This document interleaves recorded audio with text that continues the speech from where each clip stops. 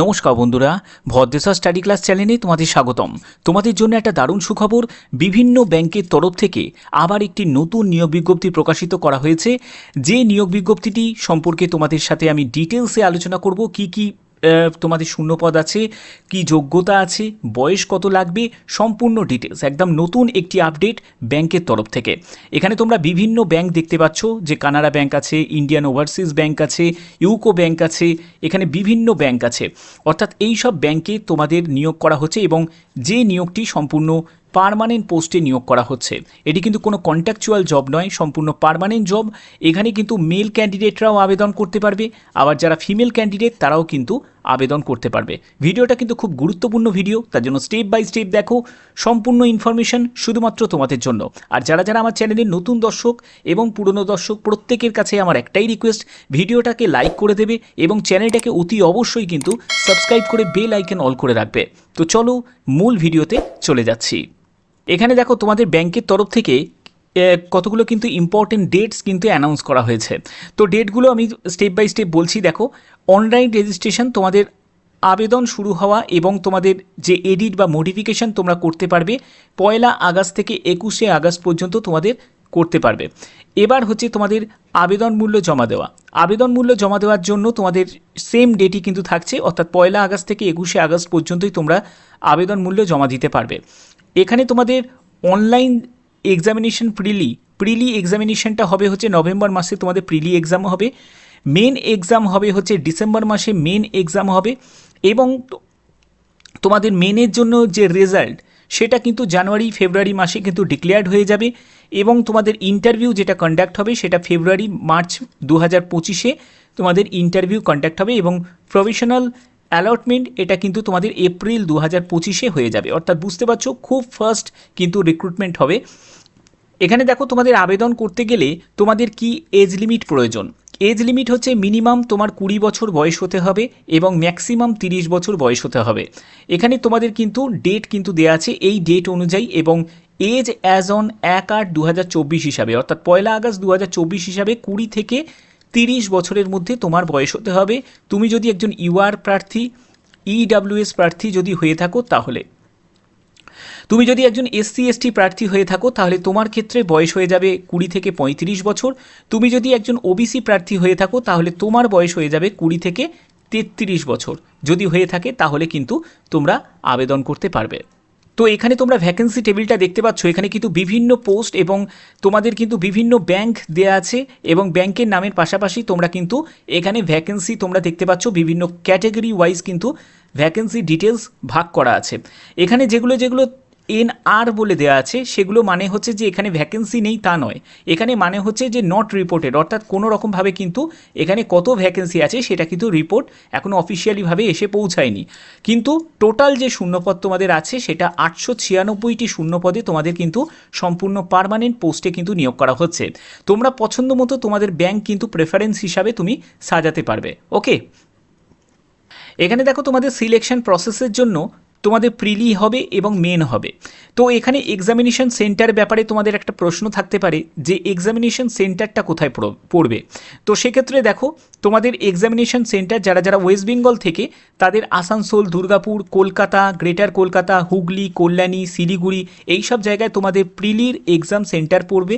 আর মেনের জন্য exam centre কোথায় পড়বে দেখো, মেনের জন্য আসানসোল, কলকাতা, গ্রেটার কলকাতা, কল্যাণী, শিলিগুড়ি, এই সব জায়গায় মেনের জন্য এক্সাম সেন্টার পড়বে। যারা যারা আমার ভিডিও ত্রিপুরা থেকে দেখছো তাদের ক্ষেত্রে আগরতলাতে কিন্তু প্রিলি এবং মেনের জন্য এক্সাম সেন্টার পড়বে। এখানে আবেদন করতে গেলে অবশ্যই তোমাদের কিন্তু এই সব ডকুমেন্টসগুলো কিন্তু রেডি রাখতে হবে, যেখানে বলা হচ্ছে যে তোমাদের ফটো লাগবে, সিগনেচার লাগবে, লেফট থাম ইমপ্রেশন, একটা হ্যান্ড রিটেন ডিক্লারেশন এবং তোমাদের সার্টিফিকেট যেগুলো তোমাদের মেনশন করা আছে সেই সার্টিফিকেটগুলো কিন্তু তোমাদের আপলোড করতে হবে। এখানে আবেদন মূল্য কত টাকা লাগবে দেখো, এখানে আবেদন যারা যারা করবে তাদের ক্ষেত্রে আবেদন মূল্য যেটা লাগবে সেটা হচ্ছে 175 টাকা মতো আবেদন মূল্য লাগবে। এটা এসসি এসটি এবং পিডাব্লিউবিডি যারা ক্যান্ডিডেট তাদের ক্ষেত্রে লাগছে। এবং 850 টাকা আবেদন মূল্য যারা ইউআর ক্যান্ডিডেট, যারা ইডাব্লিউএস ক্যান্ডিডেট এবং যারা ওবিসি ক্যান্ডিডেট তাদের 850 টাকা মতো আবেদন মূল্য লাগছে। এখানে আবেদন করতে গেলে অবশ্যই কিন্তু IBPS.in, কারণ IBPS যেহেতু সম্পূর্ণ যে রিক্রুটমেন্ট প্রসেসের সম্পূর্ণ দায়িত্ব যেহেতু IBPS-এর ওপর নির্ভর করছে, তো সেক্ষেত্রে তোমাদের IBPS-এর অফিসিয়াল ওয়েবসাইটে ভিজিট করে কিন্তু তোমাদের আবেদন করতে হবে।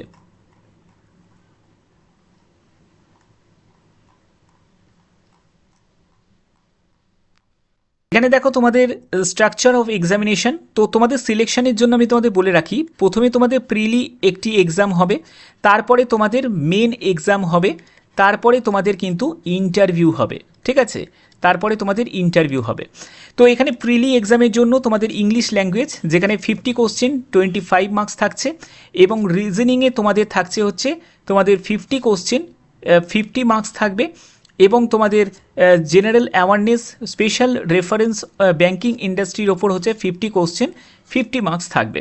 এখানে তোমরা কোশ্চেন পেপার যেটা সে মানে ল্যাঙ্গুয়েজ যেটা সেটা ইংলিশ হিন্দি এইসব যে ল্যাঙ্গুয়েজ কিন্তু তোমরা পাবে, যেখানে 40 মিনিটস করে কিন্তু তোমাদের সময় থাকছে, অর্থাৎ 150টা কোশ্চেন 125 নম্বরে তোমাদের পরীক্ষা হচ্ছে, এবং 2 ঘন্টা তোমরা সময় পাচ্ছ। আচ্ছা, এরপরে হচ্ছে তোমাদের এটা কমপ্লিট করার পরে তারপরে তোমাদের কিন্তু মেন এক্সাম হবে, এবং মেন এক্সামের ক্ষেত্রে কিন্তু কিছু পোস্ট আছে যে পোস্টগুলোর জন্য তোমাদের কিন্তু মেন এক্সামের ক্ষেত্রে কিন্তু তোমাদের প্রফেশনাল নলেজ কিন্তু চেক করা হবে, আবার কিছু পোস্টের জন্য কিন্তু সেই প্রফেশনাল নলেজের সাথে সাথে তোমাদের কিন্তু ডেসক্রিপটিভ টাইপের কিন্তু কিছু তোমাদের প্রশ্ন থাকবে, এবং তার উপর তোমার কিন্তু পরীক্ষা হবে। তো এটা কিন্তু তোমাদের দেখতে পাচ্ছ এখানে 45টা কোশ্চেন, এখানে দুটো মতো কোশ্চেন থাকছে, টোটাল 60 মার্কস এবং 30 মিনিট করে সময় পাচ্ছ। এবার কোন কোন পোস্ট এবং তার জন্য কি কি যোগ্যতা সেই জায়গাটা একবার দেখে নাও। তো দেখো এখানে কিন্তু বিভিন্ন পোস্ট আছে। প্রথম যে পোস্টটি সেটি হচ্ছে IT অফিসার স্কেল 1, ঠিক আছে। এখানে তোমাদের যদি 4 বছরের তোমাদের ইঞ্জিনিয়ারিং করা থাকে, মানে বিটেক ডিগ্রি করা থাকে, এবং কম্পিউটার সায়েন্স অথবা কম্পিউটার অ্যাপ্লিকেশন IT যে কোনো একটি নিয়ে যদি তোমাদের করা থাকে আবেদন করতে পারবে, অথবা তোমাদের যদি পোস্ট গ্র্যাজুয়েট ডিগ্রি করা থাকে, ডোয়েক বি লেভেলের যদি কোনো সার্টিফিকেট থাকে তাহলেও কিন্তু তোমরা আবেদন করতে পারবে। যারা প্লেন গ্র্যাজুয়েশন করেছো এবং সঙ্গে তাদের যদি ডোয়েক বি লেভেলের যদি সার্টিফিকেট থাকে তারাও কিন্তু এখানে আবেদন করতে পারে। পরবর্তী সেটি হচ্ছে এগ্রিকালচার ফিল্ড অফিসার স্কেল 1। এখানেও কিন্তু তোমাদের 4 বছরের যদি তোমার এগ্রিকালচার নিয়ে যদি গ্র্যাজুয়েশন করা থাকে, অ্যানিমেল হাজবেন্ড্রি, তারপরে horticulture, veterinary science, dairy science, fishery science, এইসব নিয়ে যে কোনো একটি নিয়ে ভিডিওটাকে পজ করে একবার দেখে নিও, যে কোনো একটি নিয়ে তোমাদের যদি গ্র্যাজুয়েশন করা থাকে 4 বছরে তাহলে কিন্তু আবেদন করতে পারবে এগ্রিকালচার ফিল্ড অফিসার পদের জন্য। তোমাদের যদি রাজভাষা অধিকারীতে যদি আবেদন করতে পারো তাহলে কিন্তু তোমাদের পোস্ট গ্র্যাজুয়েশন ডিগ্রি কিন্তু প্রয়োজন, Hindi with English as a subject হিসাবে, এবং তোমাদের অথবা তোমাদের বলা হচ্ছে পোস্ট গ্র্যাজুয়েট ডিগ্রি যদি সংস্কৃত নিয়ে যদি করা থাকে সেটা English and Hindi as a subject মানে ডিগ্রি গ্র্যাজুয়েশন লেভেলে, তাহলে কিন্তু এখানে আবেদন করতে পারবে। আচ্ছা, এখানে দেখো ল অফিসারের জন্য আবেদন করতে গেলে তোমাদের যদি LLB করা থাকে, ঠিক আছে, যে bachelor degree of in law যদি করা থাকে তাহলে কিন্তু তোমরা এই ল অফিসার পদের জন্য আবেদন করতে পারবে।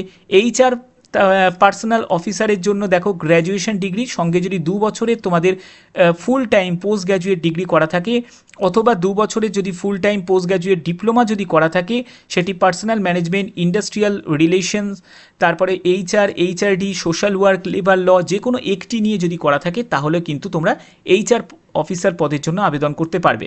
পরবর্তী পোস্টটি হচ্ছে মার্কেটিং অফিসার। এখানে কিন্তু তোমাদের গ্র্যাজুয়েশন সঙ্গে যদি 2 বছরের MMS অর্থাৎ মার্কেটিং নিয়ে যদি করা থাকে, বা MBA মার্কেটিং করা থাকে, বা PGDMA যদি করা থাকে, এইসব যদি যোগ্যতা থাকে তাহলে কিন্তু তোমরা মার্কেটিং অফিসার পদের জন্য আবেদন করতে পারবে।